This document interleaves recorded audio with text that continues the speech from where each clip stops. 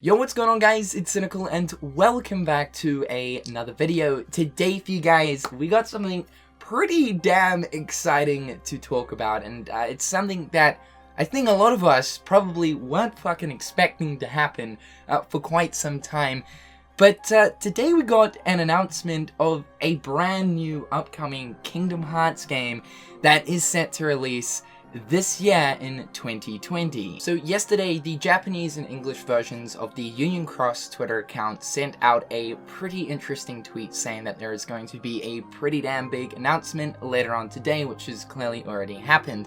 Attached to this tweet though, there was a really interesting new artwork done by Tetsuya Nomura, which shows us an artwork of Young Eraqus and Young Xehanort, as well as what looks to be 4 other characters blurred out in the background. Now, a lot of us were expecting, alright, this must be some kind of major news story update that will soon be arriving to Union Cross, but no, it turns out that it's actually a brand new upcoming Kingdom Hearts title. Today this announcement was officially revealed, and yes, this is going to be something known as Project Xehanort. That is not the official title or name of this Kingdom Hearts game. That will be later on revealed, but this is set to release in spring of this year. That is US season, so anywhere between March, April, May. So yeah, we're not too far away from actually receiving this, although of course this is Square Enix we're talking about. It's very likely at this point we might actually get a delay on which, but here's hoping we don't. There is an official Project Xehanort website as well as a Twitter account, and this is what has been put onto the website as of right now.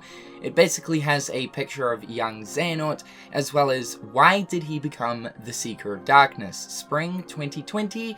Now, the catch here though is this is going to be a new mobile game. And I know as of right now, a lot of people are sort of worried about this due to the only mobile game that we have for the Kingdom Hearts series, which is obviously Union Cross. The reception towards that game is very here or there. Although Union Cross has a pretty large player base and quite dedicated fans, I think overall for the majority of the Kingdom Hearts community, we only really pay attention to this game primarily for the story updates, as it serves as a sort of origin to that of the overall story of Kingdom Hearts. The problem with Union Cross though is that, for one, the gameplay is pretty lackluster. Most people find that it is just not really that enjoyable to play. I used to play a decent amount of the game for myself, but eventually my attention span towards it ended up wearing pretty damn thin. And because of the fact that Union Cross is such a gacha focused game, meaning that the game pretty much encourages you, like I really mean encourages you, to dish out some big bucks, and I mean big bucks. The microtransactions, we've talked about this countless times here on the channel, but the prices of the microtransactions to buy jewels to get like the best medals in the game are absolutely fucking absurd. Still to this day, I think that Square Enix should kind of do something about reducing those prices, but on the other side of the coin, people are still buying these jewel packs, so why the hell would Square reduce the prices when they're making some serious bank through that game? So the worry right here is that this upcoming Xehanort title, yes, this is going to be a mobile phone game that basically revolves around young Master Xehanort, as the sort of little blurb tells us. Why did he become the Seeker of Darkness? And with, of course, that tease artwork seeing young Eraqus, as well as young Xehanort sitting on the chair with the other characters in the background, this is an origin story to that of Xehanort. We are finally getting a fucking Xehanort game. Holy shit. But the issue here is that, yes, it is mobile. Now, just because of the fact that it is mobile isn't to say that this game might not be quality. I am really hoping that Square Enix have taken in a lot of the feedback and reception towards Union Cross and can use that to better the experience of another Kingdom Hearts mobile game. I really hope that the gameplay is completely different to that of Union Cross, because not really even looking towards the microtransaction and in-app purchase side of that game, but just the overall gameplay of Union Cross really isn't too fun. And of course, that is just my opinion, but I know that is an opinion that is shared a lot throughout the community. I hope that the gameplay of this upcoming Xehanort title will be closer to that of a traditional Kingdom Hearts experience, full well meaning an action RPG, just translated into mobile phone controls. I honestly don't mind if the general aesthetic and visuals of the game are close or similar to that of Union Cross, meaning sort of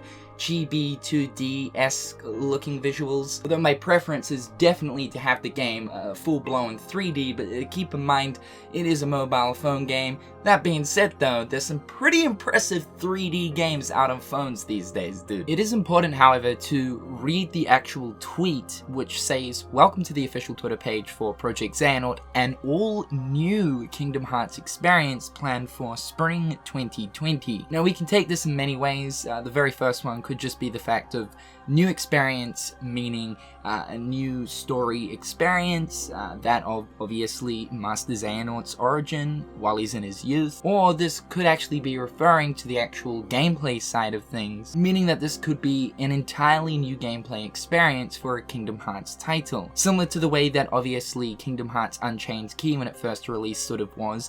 That was a totally new Kingdom Hearts gameplay experience. If it is an entirely new gameplay experience, one that is an action RPG, I only hope that it is one that is more enjoyable than what we currently have for Kingdom Hearts Union Cross. Again, it is just a matter of opinion, but like I said, I know that a lot of people don't actually enjoy playing Union Cross due to its mechanics. There are like a ton of ideas currently floating around right now. We got like Master Xehanort fucking Candy Crush, Master Xehanort chess, as you know, we kind of see him playing chess all the fucking time with Eraqus. There's a lot of turn-based stuff being thrown into the air as well, though in all fairness, I honestly kind of wouldn't mind if we ended up getting a Xehanort sort of origin turn-based game, and that is surprising, I know, coming from someone like myself who just, for the most part, can't actually do turn-based stuff. At the end of the day, it absolutely has to be able to work on mobile phones, and that's not to say that an action RPG can't work on mobile phones, and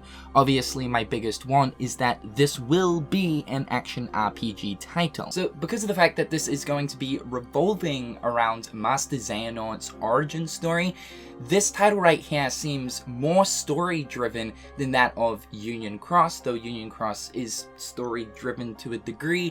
We only ever get fucking story updates, or the biggest ones, you know, every so often. It's every once in a blue moon sort of thing. We've got to wait, you know, like a decent 5 months at a time to get something dang substantial. Whereas this is sounding closer to an actual Kingdom Hearts title, as it is actually revolving around an already established character, and is explaining the origin story of which. Now, the one thing that does currently have me a little bit worried at this point is one thing that is actually labeled on the official website, and that mentions includes in-app purchases. As soon as I read that, I instantly started to have PTSD of the fucking Union Cross in-app purchases with the jewel packs like we were talking about. But that isn't necessarily to say that this game will also be a gacha-based game like UX. I am hoping with them mentioning in-app purchases, this more so might be meaning more so in the style of, say, The World Ends With You Solo Remix, which is TWEWY but brought to mobile phones. There were in-app purchases for that game, but those were only to buy items. You initially had to purchase the game, you've got the full experience on your phone, and then if you want to, you can go ahead and also buy additional items to help you out in battles. It could be a similar setup right here, where you have to actually buy this Project Xehanort game, and then there might be a few additional things to assist you in fights or battles, which falls into the in-app purchase category. The other side of it that I'm thinking of is this could potentially work the same as, say, Final Fantasy 15 Pocket Edition, where you could buy that entire game outright, or if you wanted to, you can get the very first episode for free and then buy the additional episodes in the actual game. You have a few options. Start the game for free, see what it's like, then if you want to maybe buy the next 20% of the game, you can do that. Or if you just want to buy the entire Pocket Edition, you can also do that as well. So again, this right here, this Project Xehanort,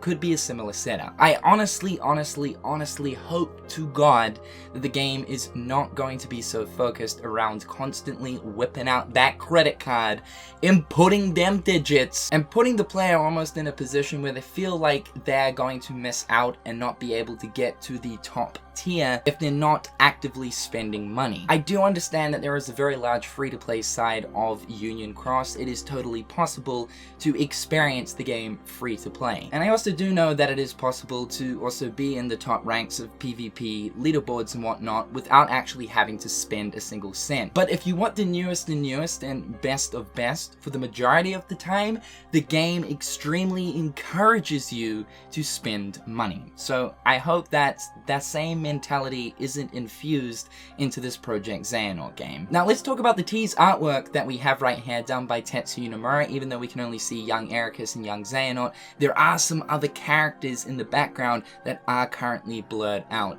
Also, we don't really have too much to sort of go off of in the sense of stuff to do with this upcoming title, as of course it was only just revealed, but because of the fact that it is set to release anywhere from March to May, over these next sort of couple of months we should be getting more and more information towards it. So as we already know, it's going to be an origin story to that of Xehanort, which is absolutely fantastic. I think there's so many of us that want to know more about Xehanort's training period, and also seen more of Young Eraqus as well, how they learned to use the Keyblade and all of that during their time in Scala. Maybe we'll also tap into a little bit of the world tour that Young Master Xehanort dipped into during his training time. But there are, in fact, from what I can see, about 4 other characters standing in the background. The one that we can sort of get an okay view of is the character that is standing to Xehanort's right, and it kind of almost looks like Ventus, but on the second thought, because of the fact that this is a game of Xehanort's origin,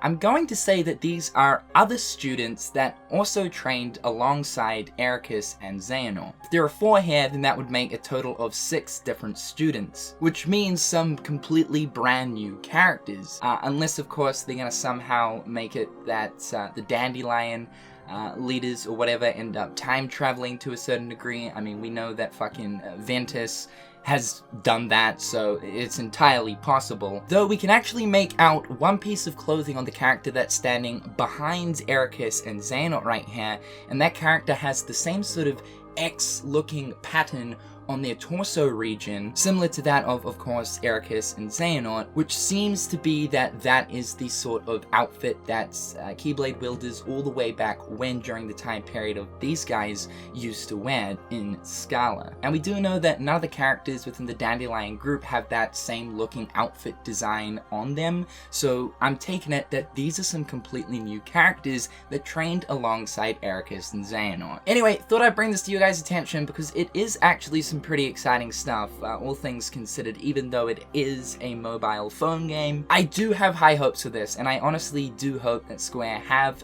sort of looked into the feedback and reception of Union Cross to make this a better experience. We have long wanted a Xehanort origin story while he is in his youth, but not only that, a game where we actually get to play as the villain, though it's not exactly confirmed, as we don't have too much information about this, as to whether or not we get to play as Xehanort. It kind of seems like that is exactly what is going to happen. So although I would have loved a Xehanort game to be a fully blown console game, this, from the seams, is the closest we're going to get, but still so exciting to know that this is actually becoming a reality. However, that is all from me. Hopefully you guys are having a fantastic day. Please be sure to leave your thoughts and opinions in the comment section down below, and until next time guys, I'll catch you later. Peace. Hit them on the page, you'll be coming through stunning. Gold in my mouth when you suckers be bluffing. Milk crate, gaming up the bitch though. Catch me in the back playing Super Nintendo.